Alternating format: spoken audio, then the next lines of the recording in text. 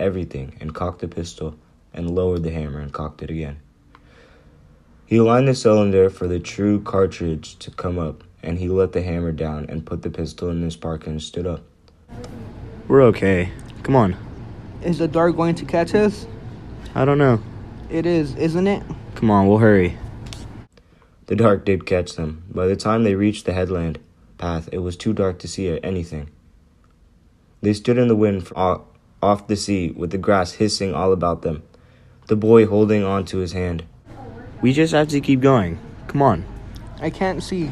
I know. We'll just take it one step at a time. Okay. Don't let go. Okay. No matter what? No matter what.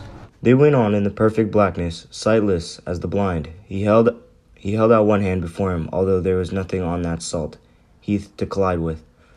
The surf sounded more distant, but he took his bearing with the wind as well, and after tottering on for the better part of an hour, they emerged from the grass and sea oats and stood again on the dry sand of the upper beach. The wind was colder. He'd brought the boy around the lee side of him, when suddenly the beach before them appeared shuddering out of the blackness and vanished again. What was that, Papa? It's okay. It's lightning. Come on. He slung the tarp of goods over his shoulder and took the boy's hand, and they went on, tramping in the sand like parade horses against tripping over some pieces of driftwood or sea wrack. The weird gray light broke over the beach again. Far away, a faint rumble of thunder muffled in the murk. I think I saw our tracks. So we're going the right way? Yes, the right way. I'm really cold, Papa. I know. Pray for lightning. They went on. When the light broke over the beach again, he saw the boy was bent over and was whispering to himself. He looked for their tracks going up the beach, but he could not see them. The wind had picked up more, and he was waiting for the first spits of rain. If they got caught out on the beach in the rainstorm in the night, they would be in trouble. They turned their faces away from the wind, holding on to the hoods of their parkas, the sand rattling against their legs and racing away in the dark, and the thunder cracking just offshore. The rain came in off the sea in hard and slant and stung their faces, and he pulled the boy against him. They stood in the downpour. How far had they come? He waited for the lightning, but it was hailing off, and when the next one came, and the next one, he knew the storm had taken out their tracks. They trudged on through the sand at the upper edge of the beach, hoping to see the shape of the log where they camped. Soon the lightning was all but gone. Then in the shift in the wind, he heard a distant faint patter. He stopped. Listen. What is it? Listen. I don't hear anything. Come on. What is it, Papa? It's the tarp. It's the raining falling on the tarp. They went on, stumbling through the sand and the trash along the tide line. They came upon the tarp almost at once, and he knelt and dropped the bindle and groped about for the rocks.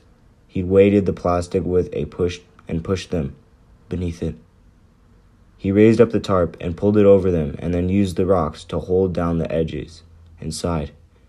He got the boy out of his wet coat and pulled the blankets over them, the rain pelting them through the plastic. He shook off his own coat and held the boy close, and soon they were asleep.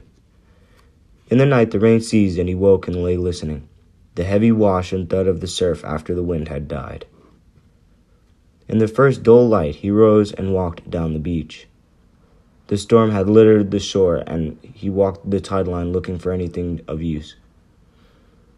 In the shallows beyond the breakwater, an ancient corpse rising and falling among the driftwood. He watched. He could not hide it.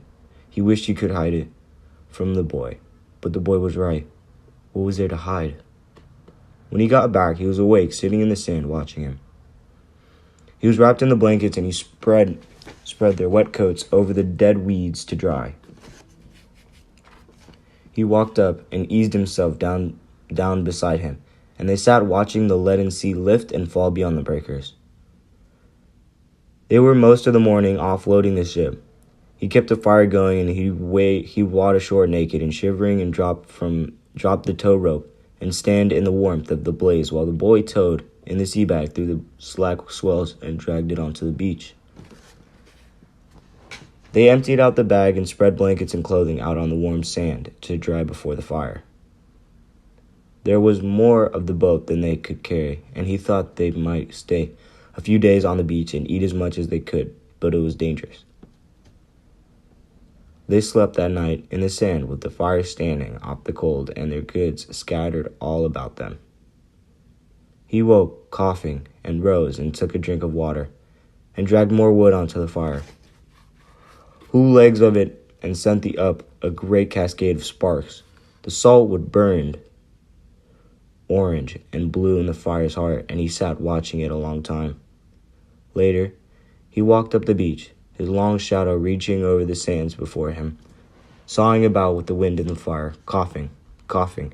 He bent over, holding his knees. Taste of blood.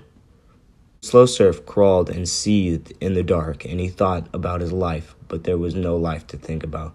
And after a while, he walked back. He got a can of peaches from the bag and opened it and sat before the fire and ate the peaches slowly with his spoon while the boy slept. The fire flared in the wind and sparks raced away down the sand. He set the empty tin between his feet. "Every day is a lie," he said. "But you are dying. That is not a lie." They carried their new stores bundled in tarps and blankets, down the beach and packed everything into the cart. The boy tried to carry too much, and when they stopped to rest, he'd take part of his load and put it with his own. The boat had shifted slightly in the storm. He stood looking at it. The boy watched him. Are you going back out there? I think so. One last look around. I'm kind of scared. We're okay. Just keep watch. We've got more than we can carry now. I know. I just want to take a look. Okay. Alright, so how would you guys have felt if you're the kid, and your dad left you to go onto the boat to get, supplies? How would you feel? Dang, that's a good question. I feel like, if my dad were to leave me, I would have to just hold down the fort, you feel me? What about you, Lala? I'll feel weird because I have to do everything on my own. Oh, nice. What about you, feel, Jose? Scared because when I'm with my dad, I'll feel protected and safe. Oh, yeah. All right. Next question. Second question is, if you're the man and you found the boat, would you and the boy stay there for a while for shelter? I think, for shelter, it was pretty dangerous because off the coast, and those coastal winds get pretty strong. So, me personally, no, I'd probably move away from it. Yeah, so that's just me. For me, I'll stay in the boat for a couple of days until it stops raining. Then once it stops raining, I'll stay there for a couple of days until it stops raining. And when it stops raining, I'll leave the boat. I'd probably chill inside the boat until, all the supplies run out. After the supplies run out, probably just go look for some more supplies. All right. Third question. All right, third question. If you were in the boy and the man's predicament, would you carry more food and ingredients and stuff like that? Because they didn't carry that much. They only grabbed what they could. Would you grab more? It'd be pretty hard to carry all the supplies, but, seeing that it is a hard time, yeah. I'd grab more. It'd be a lot harder, but then again, in the end, you'd have a lot more supplies. I would carry what we can and then try to put the rest somewhere safe and just keep going back once we need more supplies. All right. I'll carry all the important supplies. Then the rest I'll put them in a safe place where I'll know where the supplies will be at. All right, last question, final question. All right. If you were the boy, how would you feel if your dad was dying in front of you? I would feel scared because I'd feel safe with my dad and he taught me everything to survive. Yeah. If I see my dad was dying, it would kind of be hard because I would understand that he's the only one out there with me and he's taught me a lot of things. So I feel like I would just be sad. Probably kill myself. Seeing that my father was dying in these hard times, I wouldn't know how to comprehend that kind of thing, It'd tear me apart on the inside. Yeah.